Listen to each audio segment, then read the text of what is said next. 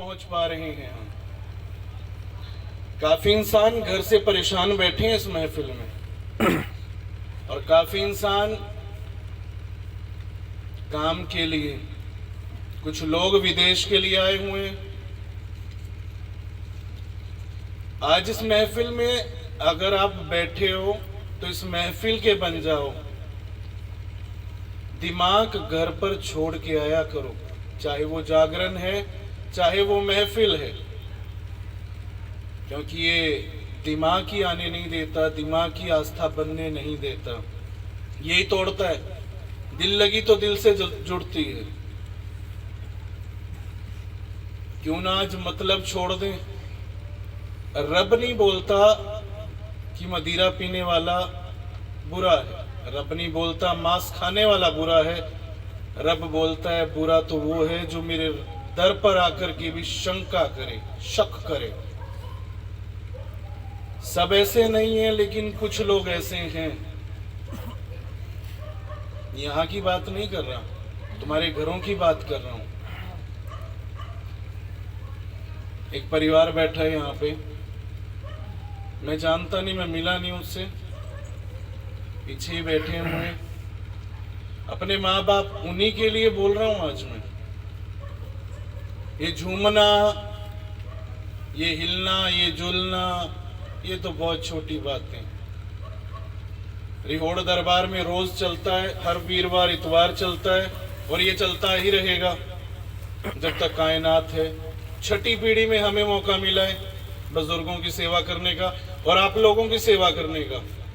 हम शहंशाह नहीं हैं, हम आपके सेवादार हैं और हम सेवा करने ही आए हैं। हमारी अगली जो पीढ़ियां होगी, आज छठी पीढ़ी में और पांचवी पीढ़ी में अब हमारे गुरु जी श्री रामपाल जी, चौथी पीढ़ी में बाबा प्रभुदयाल जी, उनसे पहले उनके पिताजी गोविंद राय, उनसे पहले उनके पिताजी और उनसे पहले हमारी परदादी, जिन्होंने रोशनी की।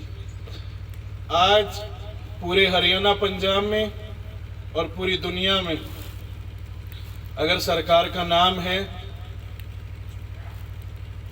और सरकार का जरिया है तो ये सब कर्म बाबा प्रभुदयाल का है, जिनका कर्म हम खा रहे हैं। जिन्होंने पूरी जिंदगी तपस्या की, 92 साल तक उन्होंने तपस्या की और धुने पर बैठे रहते थे, अपनी पीठ जलाते थे।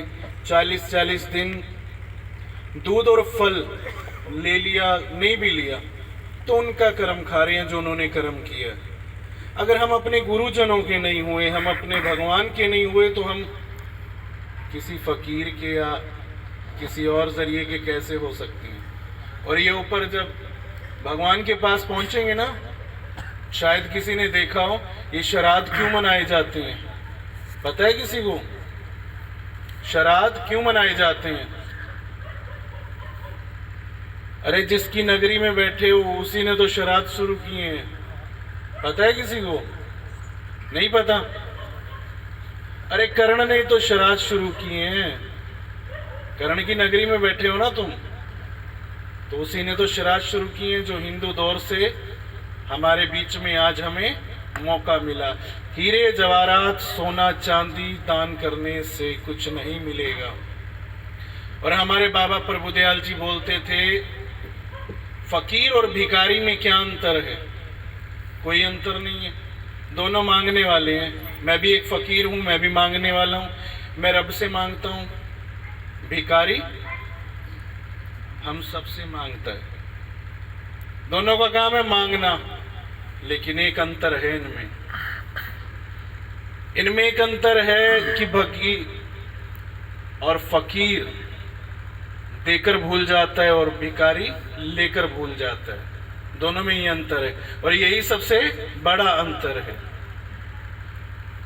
नबी तो 1,24,000 हुए, नबी तो 1,24,000 हुए, लेकिन मकबूल मोहम्मद मुस्तफ़ा हो गए।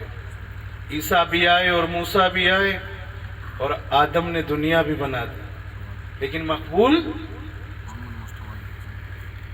और 12 नबी तो हमारे हिंदुस्तान में हैं जो कब्र में आराम फरमा रहे हैं, पंजाब के अंदर।